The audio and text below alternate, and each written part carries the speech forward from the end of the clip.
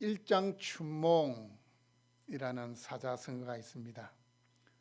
한바탕에 봄꿈이라는 의미인데, 여러분, 이건 인생의 무상함, 덧없음을 상징하는 사자성어입니다.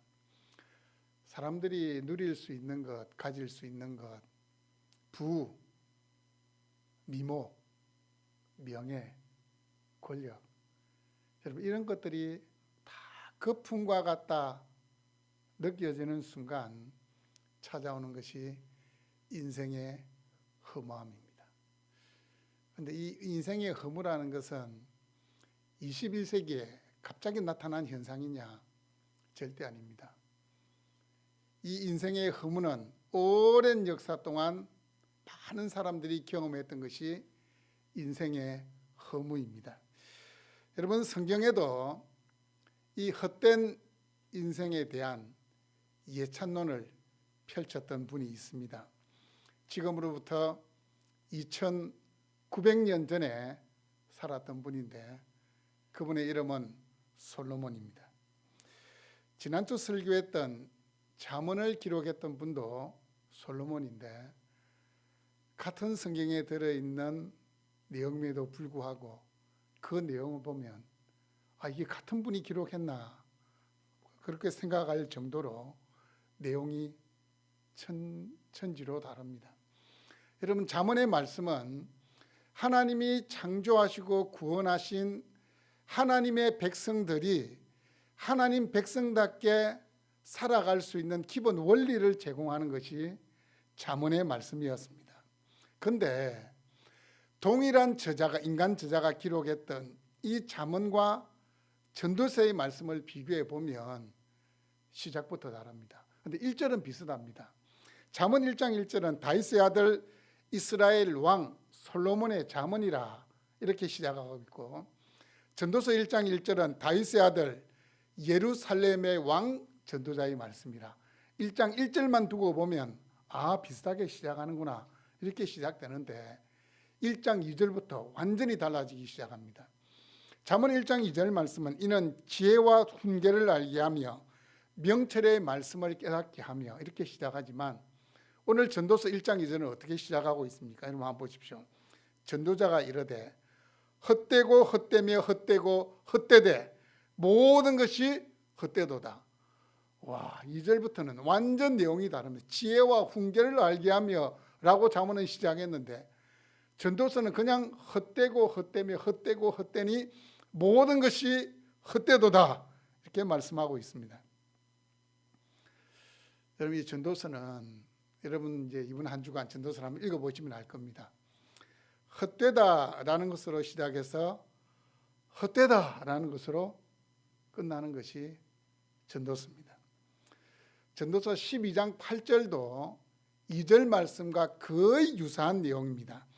전도자가 이르되 헛되고 헛되도다 모든 것이 헛되도다 이렇게 이야기합니다. 여러분, 문학에서는 이 처음과 끝이 같은 내용을 반복시키는 것을 수미상관 구조다 그렇게 이야기합니다. 이 수미상관 구조는 왜 사용하느냐?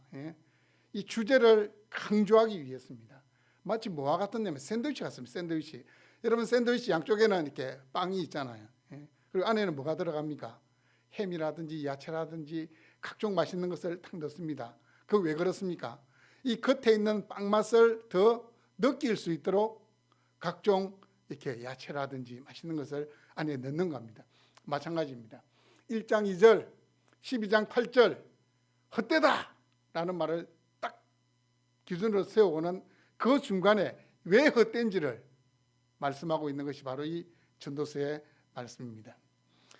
전도서의 히브리어 성경 제목은 코헬렛입니다. 코헬렛, 설교자 또는 회중 앞에서 말하는 자 이런 뜻을 가지고 있습니다. 코헬렛, 설교자, 전도자라는 말이 설교자 그런 말인데 여러분, 우리말 성경은 뭡니까?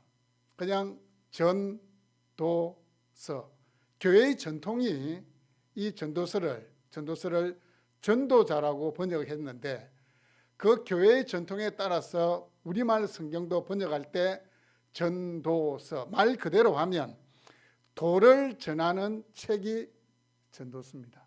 도를 전하는 책.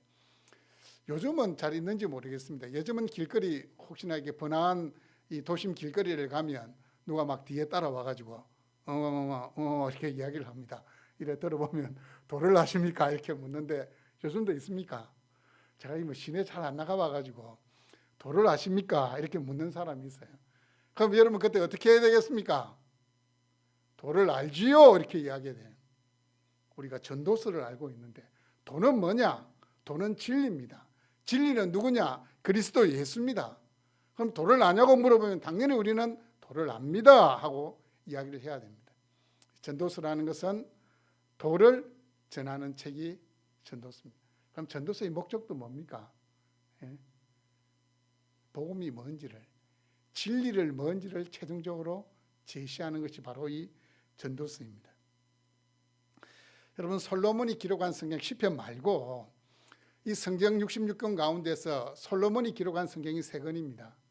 뭐 뭔지입니까? 첫 번째, 제가 순서대로 하면 잠언, 전도, 아가서인데, 근데 이 기록 연대로 보면 제일 먼저 기록한 것이 아가서입니다. 아마 솔몬이 왕이 되고 한 20대 때 기록한 것이 아가서고, 잠언은 한 40대 정도에 기록했다고 보면 되고, 그리고 전도서는 인생 말년에 솔몬이 한 60 조금 넘어서 돌아가신 것 같아요. 이 전도서는 인생 말년에 기록한 책입니다. 젊어서는 사랑이었고, 중년에는 인생의 지혜였고, 노년에 가보니까 허무한 겁니다. 다 필요 없다, 허무하다, 이렇게 돼버린 겁니다. 인생이 가질 수 있는 것 다 가져봤고, 인생이 누릴 수 있는 것 다 누려본 이 솔로몬의 입에서 나온 그 말이 허무함입니다. 허무함.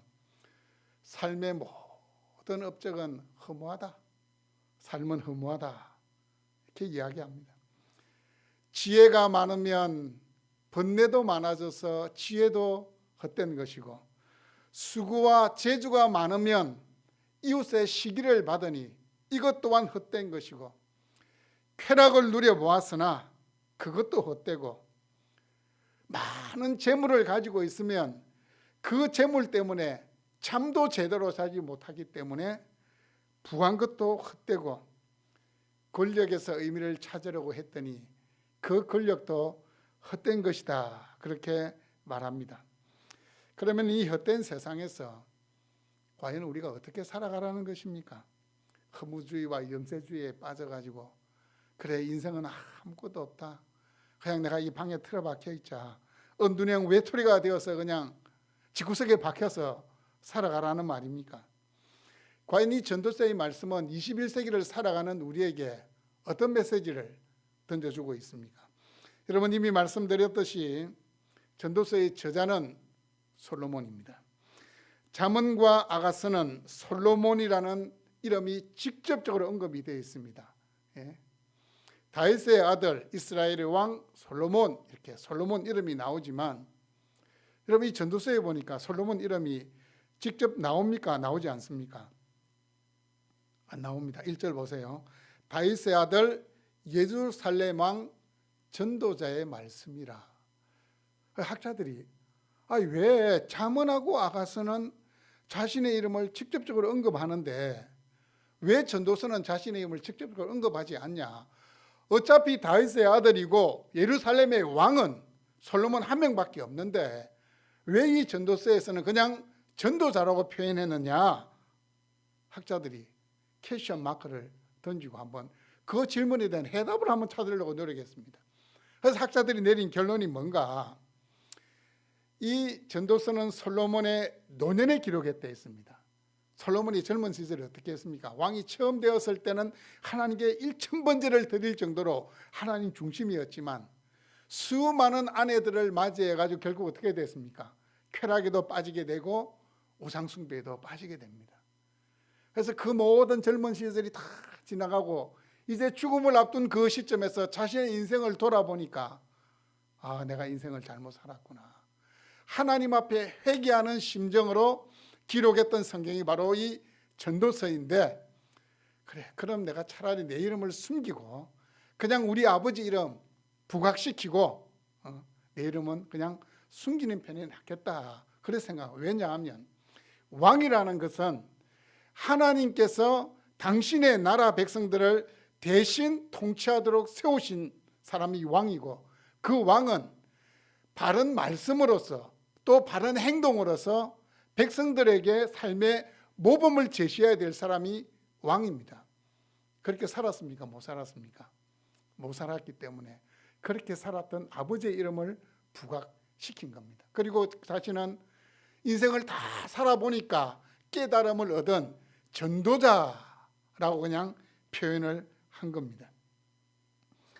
인간이 누리는 모든 부귀 영화 쾌락을 누렸던 바로 그분에게서 나온 고백이기 때문에 누구도 부정할 수 없습니다. 헛되고 헛되며 헛되고 헛되니 모든 것이 헛되다. 헛되고 헛되며 헛되고 헛되니 이거는 뭐뭐 중에서 뭐뭐다. 다시 말하면 최고라는 말씀을 이야기한 최상급의 표현입니다. 가장 헛되다. 인생이라는 것이 가장 헛되다. 헛되다. 강조하는 내용입니다. 여러분, 헛되다 이 말은 호흡하고 같은 의미입니다. 호흡 하고 하는 숨입니다. 내뱉으면 뭡니까? 뭐가 있는 것 같은데 호흡은 실체가 없는 거예요. 보이지 않는 겁니다. 후 하면 내뱉으면 끝나는 호흡과 같은 것이 인생이라고 반복하고 있습니다. 이 말씀은 이 세상에서 도무지 아무런 희망과 삶의 의미를 찾을 수 없는 인간의 비극적인 현 주소를 강력하게 부각시키고 있습니다. 하나님 없는 삶의 허물을 강조하고 있습니다. 여러분, 허무한 인생, 덧없는 인생을 노래했던 이 유행가들이 참 많은데, 덧없는 인생이라면 여러분 머리에 탁 떠오르는 유행가가 뭡니까? 물론지 너무 오래돼가 모르겠습니까? 거짓말 하지 마시고 어떤 노래가 떠오릅니까? 저는 이 설교를 준비하다가 인생의 허무함을 노래한 유행가 중에 대표적인 노래가 뭘까 생각해보면 생각이 나더라고요. 최희준 씨의 하숙생이라는 노래입니다. 최희준 씨 하숙생. 가사가 보면 인생은 나그네 길, 어디서 왔다가 어디로 가는가, 구름이 흘러가듯 떠돌다 가는 길에 정일랑 두지 말자, 미련일랑 두지 말자, 인생은 나그네 길, 구름이 흘러가듯 정처 없이 흘러서 간다. 한때 많이 불렀죠, 이 노래. 인생의 무상함, 인생의 덧없음을 노래하고 있는데, 어쩌면 이 전도서의 말씀을 그냥 글만 이렇게 읽고 인생을 표현하는 사람이 그냥 입에서 툭 튀어나올 수 있는 노래가 최희준 씨의 하숙생이라는 노래가 될 수도 있습니다.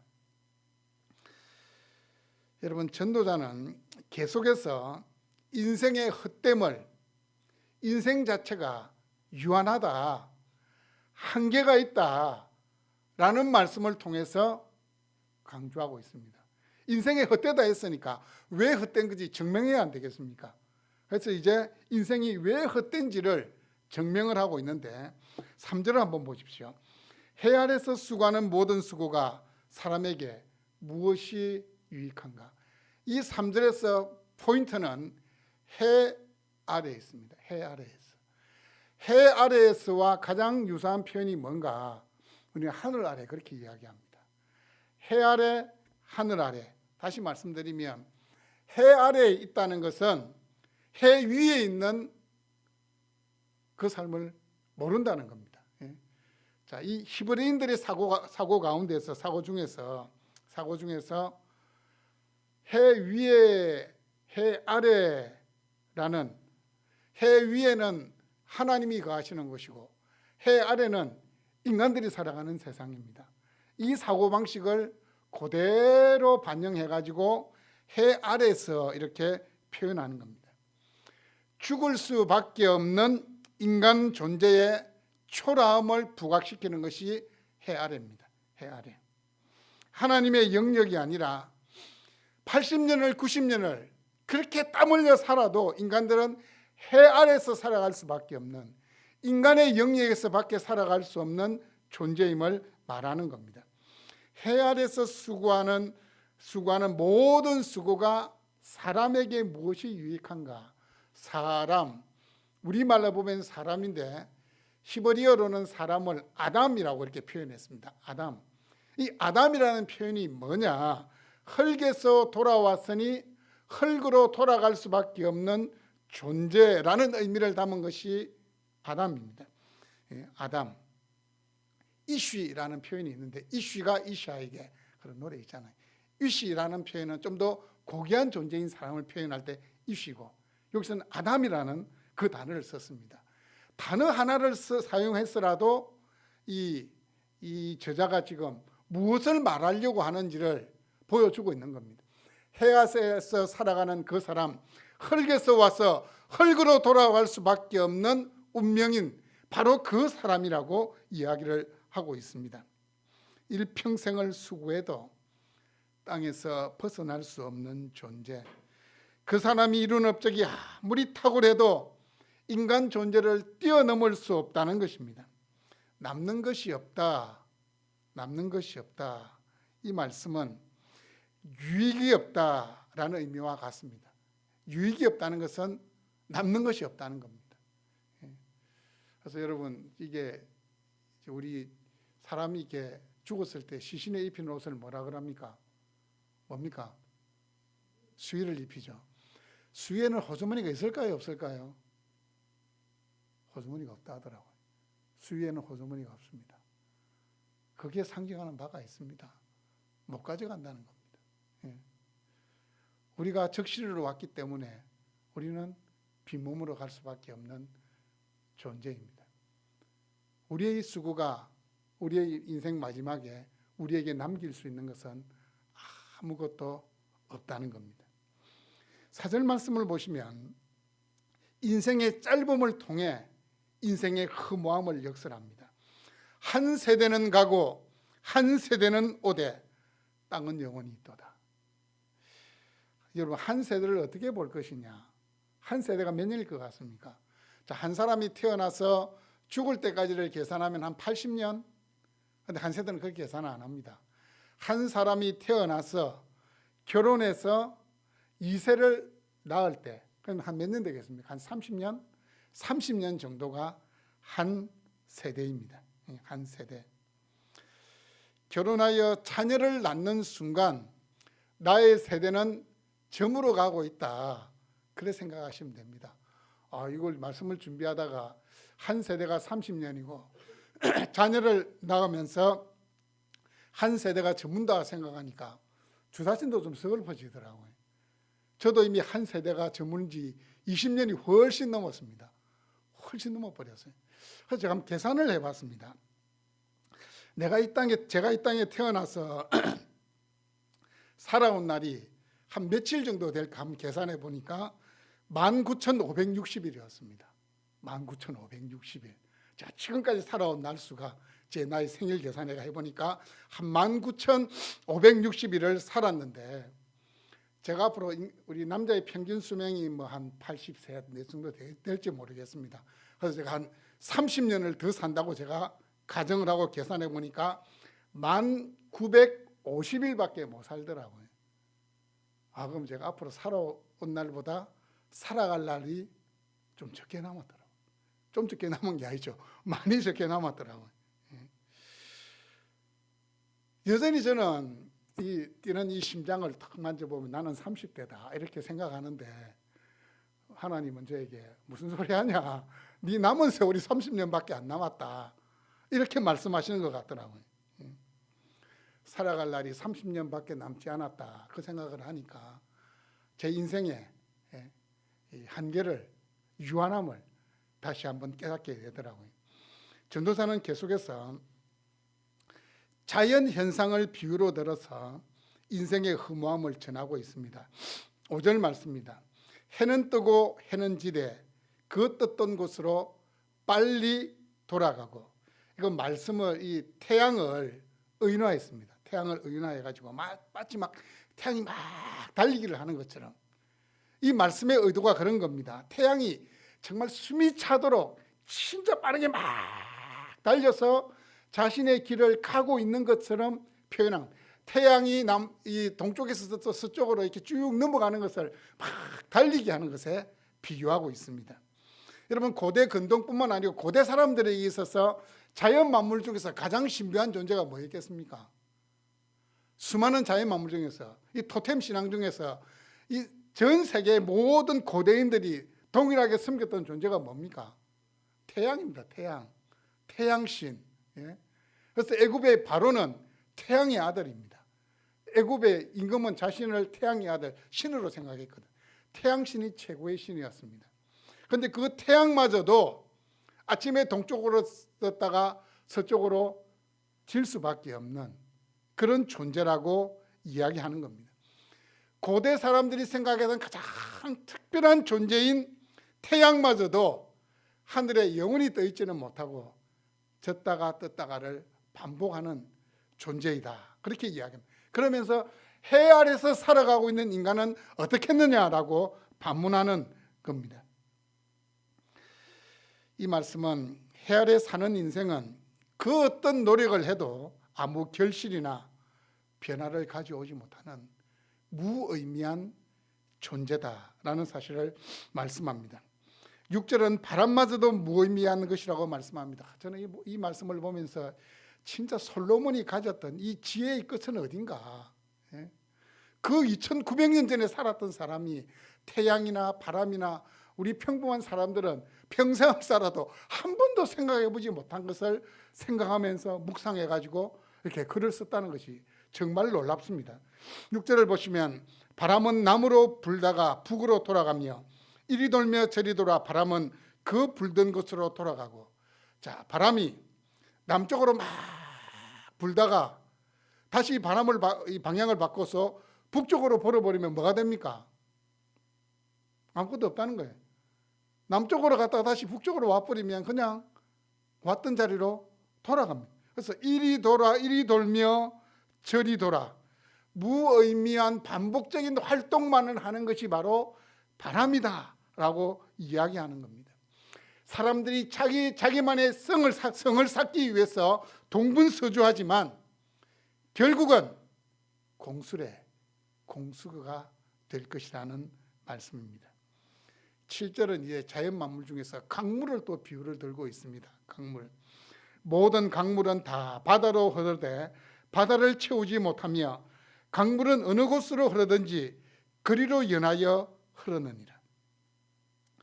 강물이 바다로 흘러 들어가지만 그 자체도 무의미하고 덧없는 흐름임을 말씀합니다. 왜 그러냐? 강물이 바다로 아무리 흘러 들어가도 바다가 넘치지 않는다는 겁니다. 솔로몬이 또 이렇게 강물이 또 흘러 들어가는 거 어떻게 알아? 그 강물이 바다로 들어가는데 이 강물이 아무리 흘러 들어가도 그 바다의 소금의 농도를 낮추는 것도 아니고, 일시적으로 낮아질 수 있겠죠.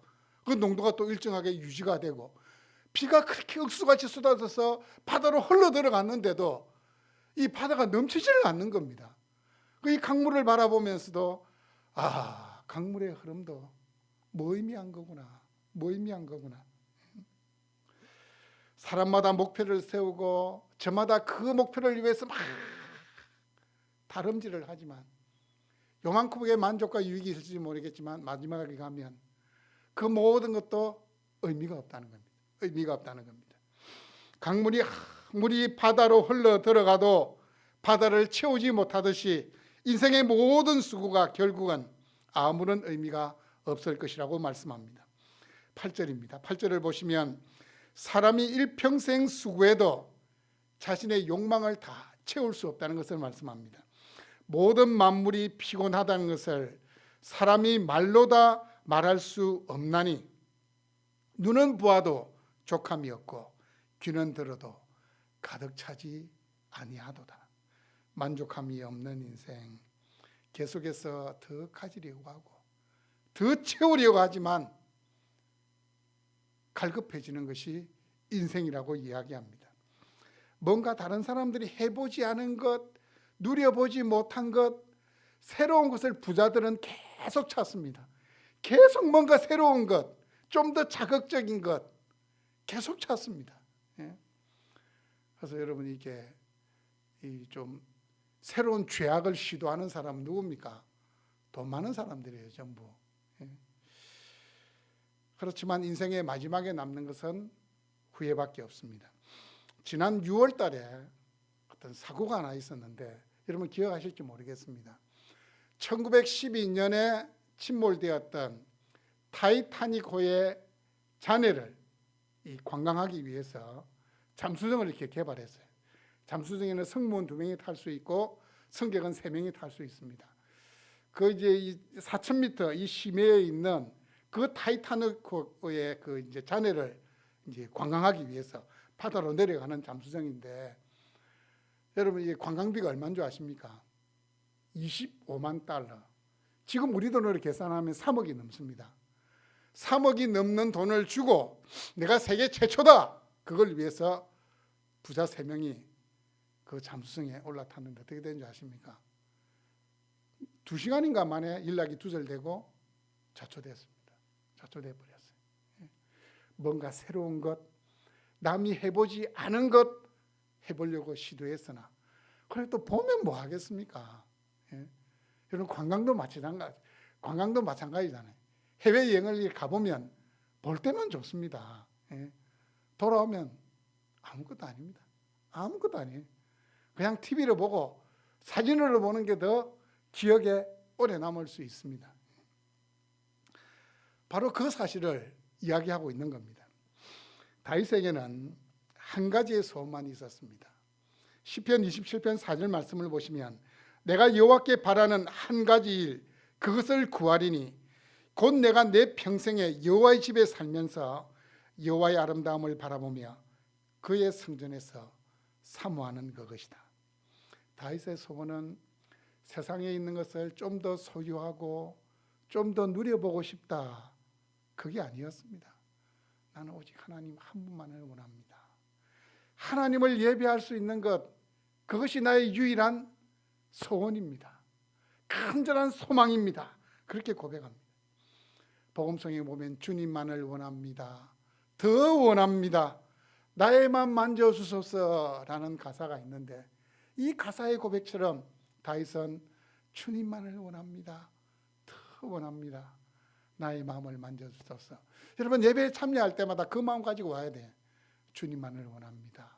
더 원합니다. 내 마음을 만져주옵소서. 전도자는 인생 자체가 새로운 것이 없는 반복의 연속이라고 말씀합니다. 여러분 사람들은 자신은 다른 사람과 다른 좀 특별한 존재라고 생각하는 사람들이 있어요.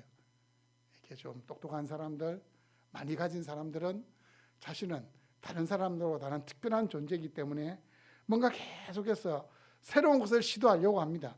9절과 10절 말씀입니다. 이미 있던 것이 후에 다시 있겠고 이미 한 일을 후에 다시 할지라. 해 아래 새 것이 없나니 무엇을 가리켜 이르기를 보라 이것이 새 것이라 할 것이 있으랴. 우리가 익히 오래전 세대들에도 이미 있었느니라. 하나님 없이 살아가는 인생들이 인생을 살면서 경험하는 것 새로운 것 같지만 no, 절대 새로운 것은 없다는 겁니다. 이미 이전 세대들도 다 경험했던 겁니다. 경험했던 것을 탑승하는 겁니다. 새로운 것처럼 보이지만 그건 새로운 게 아니라는 겁니다. 인생은 헛된 것이기 때문에 인생의 참된 가치와 참된 만족은 인생 자체에서는 찾을 수 없고 세상에서는 도무지 찾을 수 없다는 말씀입니다. 여러분 사람들은 자신의 마음에 찾아오는 이 공허함을 지우기 위해서 부단히 노력합니다. 친구들을 만납니다. 친구들을 만나기도 하고 또 일에 막 몰두하기도 하고 또 아니면 뭔가 좀 자극적인 것이 없나, 예? 자극적인 것이 없나 이렇게 막 눈을 여기저기 굴리면서 막 찾습니다. 파스칼이라는 철학자의 수학자였던 이 파스칼이 이런 말을 했습니다. 마음속에 어떤 공허함이 있다면 그것은 어떤 것을 찾고 있다는 증거이다. 그러나 그 부족한 것을 밖에서는 찾을 수 없다. 마음속의 공헌은 마음속에 생명력을 불러일으킴으로써만 메울 수 있다 그랬습니다. 이게 무슨 말이냐? 내가 공허함이 있고 이 공허함을 채우기 위해서 노력하고 있다면 무엇인가를 갈구한다는 건데, 그 갈구하는 것이 뭐냐? 무엇으로 그 인생의 공허함을 채울 수 있느냐? 그건 생명력이라 했는데, 여러분 생명력은 어디서 옵니까? 예수 그리스도 그분이 생명력. 예수 그리스도 그분을 내 인생의 공허함에, 이 뻥 뚫려 있는 이 가슴에 채워야 그 공허함이 채워진다는 겁니다. 새로운 생명의 역사는 그리스도 예수를 통해서만 일어납니다. 여러분 이 땅에 살면서 우리가 새로운 삶을, 뭔가 이전과는 다른 새로운 것을 경험하기를 원한다. 그건 예수 그리스도께서 나의 가슴에 이 공허함에 들어와 주셔야 가능하다는 겁니다. 고린도서 5장 17절 말씀을 보시면, 그런즉 누구든지 그리스도 안에 있으면 새로운 피조물이라. 이전 것은 지나갔으니 보라 새 것이 되었도다. 예수 그리스도 그분이 우리 안에 들어와야 새로운 피조물이 되는 겁니다. 새로운 피조물이 돼야 새로운 것을 경험하는 겁니다. 새로운 삶을 살게 되는 겁니다. 여러분 어제는 오늘과 동일한 24시간입니다. 우리는 내일도 회사에 출근하면 똑같은 사람을 만나게 됩니다. 하지만 예수님을 만나기 전과 예수님을 만난 후에는 분명히 삶이 달라지게 되어 있습니다. 똑같은 것을 바라봐도 다르게 생각합니다. 똑같은 사람을 만나게 돼도 우리의 대화가 바뀔 수 있다는 겁니다. 그리스도 안에 있는 자들에게만 모든 것이 새로운 의미로 다가옵니다. 새로운 의미로 다가오고 새로운 것이 나가게 된다는 말씀입니다. 11절은 잊혀질 것을 위해 수고하지 말고 영원히 기억될 것을 위하여 일하라는 그런 의미를 던지고 있습니다. 이전 세대들이 기억됨이 없으니 장래 세대도 그 후 세대들과 함께 기억됨이 없으리라. 그런 사람들은 그렇게 이야기합니다. 죽으면 끝이다. 죽고 나면 끝이다. 뭐 일정 부분은 맞는 말입니다. 예수 없는 사람은 죽고 나면 끝입니다. 여러분 인생을 살면서 대단한 업적을 이루어내고 성과를 내었다 해도 죽고 나면 잊혀지는 것이 인생입니다. 사람들은 자신의 이 명성을 널리 전하기 위해서 건물에다가 자기의 이름 아니면 자기의 이름으로 건물을 세웁니다. 뉴욕에 록펠러 빌딩도 있지만 중요한 건 세월이 지나면 그 건물이 허물어지고 새로운 건물이 들었으면 건물도 잊혀지지만 그 사람도 잊혀집니다. 그리고 사람들은 후세가 기억하도록 책을 씁니다. 책을 쓰는데 여러분 진짜 99%의 책들은 1년만 지나면 잊혀집니다. 그래서 이제 사람들이 목사님도 책 한 권 쓰셔야죠 이러면 제가 웃으면서 그럽니다. 뭐 또 쓰레기를 갖다 하나 더 만들려고 그 책을 씁니까? 이렇게 이야기하는데 저는 뭐 책 쓸 정도의 능력은 안 됩니다.